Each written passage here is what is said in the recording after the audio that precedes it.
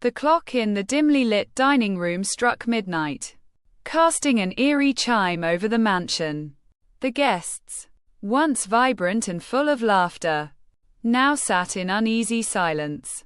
The storm outside had knocked out the power, and the only light came from the flickering candles scattered around the room. It was supposed to be a simple dinner party, a gathering of friends and acquaintances. Instead, it had become something far more sinister. The host, Eleanor Dunning, stood at the head of the long oak table, her piercing blue eyes scanning the room. "Ladies and gentlemen," she announced, her voice cutting through the tense atmosphere, "someone here has stolen my iPhone." The declaration hung in the air like a thunderclap. The guests exchanged nervous glances, the shadows from the candles playing tricks on their faces. The phone wasn't just any phone. It was Eleanor's lifeline, her keeper of secrets. And now it was gone. "I suggest we settle this like civilized people," Eleanor continued. "We'll play a little game. A game of clues." The guests were an eclectic mix of personalities, each with their own secrets to hide. Dr. Harold Green, the uptight psychiatrist, fidgeted with his napkin. His reputation for analyzing everyone in the room had earned him more enemies than friends.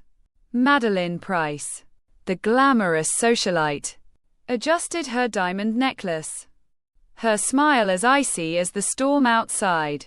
Victor Hale, the tech entrepreneur, was furiously tapping on his smartwatch, his frustration palpable. Claire Montrose, the quiet librarian, sat at the far end of the table, her eyes darting nervously. Jonathan Pierce, the struggling artist, leaned back in his chair, an air of indifference masking his unease. And then there was Eleanor's butler, Reginald, who stood silently by the door, his face unreadable. Eleanor placed a small, locked box on the table. "Inside this box," she explained, "is a series of clues. Each one will lead us closer to the truth. But beware. Some clues are red herrings, meant to mislead." The first clue was a crumpled napkin with the faint scent of vanilla. Dr. Green leaned forward, sniffing it. "This smells like Madeline's perfume," he declared. Madeline rolled her eyes. "Darling, everything smells like my perfume. It's called branding." The group was less amused. Eleanor handed out magnifying glasses from her study, and the search began. The guests combed through the mansion, their whispers echoing through the grand halls. The second clue was discovered in the library, a scrap of paper with hastily scrawled numbers. Claire recognized it immediately. "These are call times," she whispered. "But they don't match anyone's phone number here." Quote, "Whose numbers do they match, then?" Victor demanded, his voice sharp. Claire hesitated, but before she could respond, a loud crash erupted from the kitchen. The group rushed to find Reginald standing over a shattered teapot. "My apologies," he murmured, though his trembling hands suggested more than clumsiness.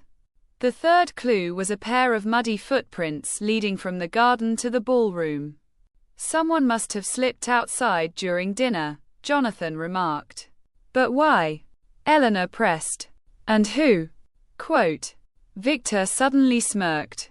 "Maybe they weren't just after your phone, Eleanor. Maybe they were after something else."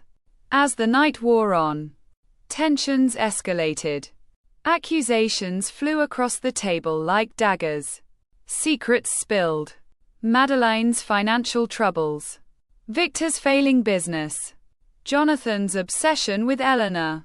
Claire finally admitted the numbers matched a burner phone she'd once found discarded near the mansion. "I didn't know what to do," she confessed. "So I kept it." The lights flickered back on, momentarily blinding everyone. When their vision cleared, Eleanor gasped. The box is gone. Quote, in a moment of desperation, Eleanor reached into her jacket pocket and pulled out a small device. A handheld signal scanner. This will track the phone, she declared, her voice shaking with a mix of determination and fear. The scanner beeped louder as she approached the parlor. There, behind the grand piano, they found the box. Inside was the iPhone, untouched. But there was more. A photo stored on the phone that sent chills down everyone's spines.